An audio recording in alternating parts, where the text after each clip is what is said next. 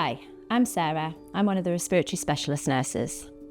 Today we're going to talk about disease management.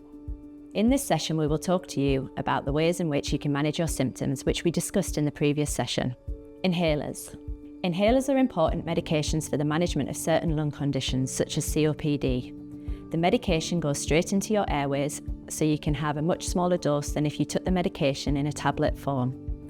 Some respiratory diseases do not respond to inhaled therapy, and therefore not everyone will be on an inhaler. Inhalers aim to improve breathlessness, prevent flare-ups, and help with the maintenance of your lung condition. Short-acting bronchodilators or reliever inhalers help to quickly open up your airways and relieve shortness of breath. They can be taken regularly or as and when required. Long-acting bronchodilators. These help reduce breathlessness, exacerbations, and improve quality of life. These medications will usually be prescribed with a reliever inhaler and should be taken regularly once or twice a day as prescribed.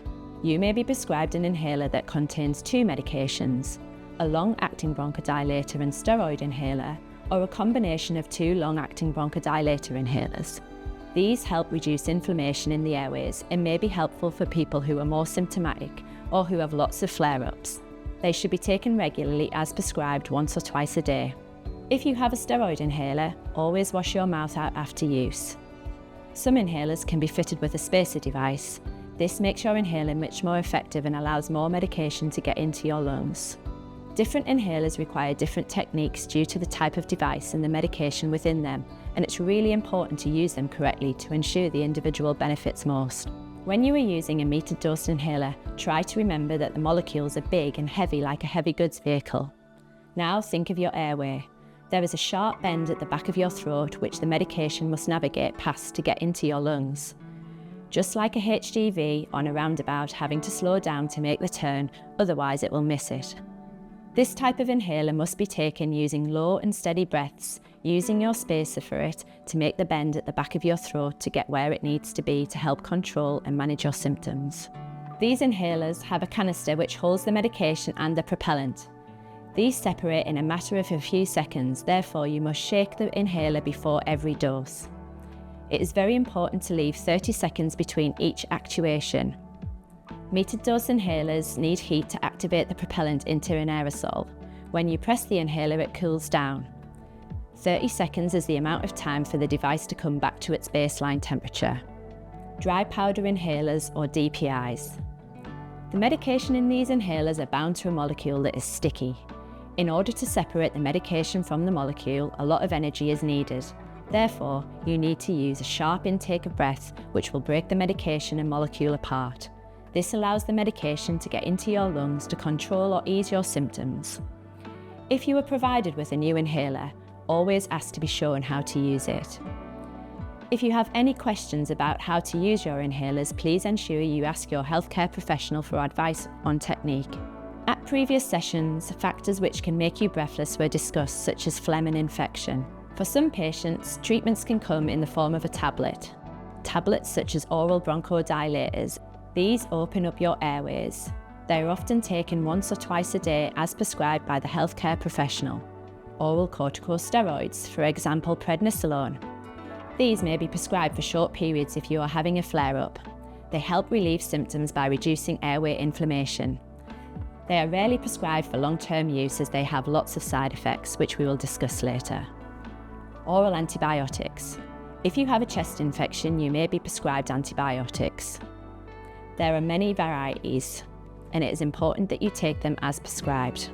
Some people with ILD may need further assessment, and if they meet a specific criteria, they will be referred to an antifibrotic centre such as Leeds or Hull. Phlegm. Patients with problematic phlegm can often be prescribed a mucolytic.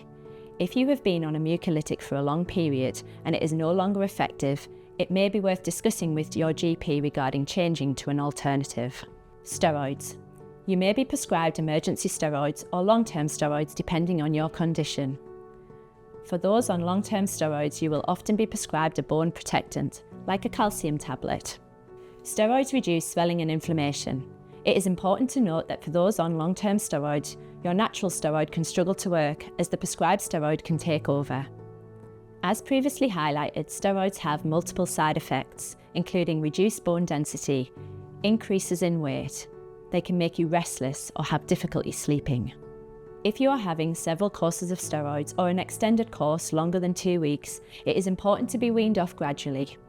Sometimes you may be on a prophylactic antibiotic, namely azithromycin, which would be taken 3 times a week.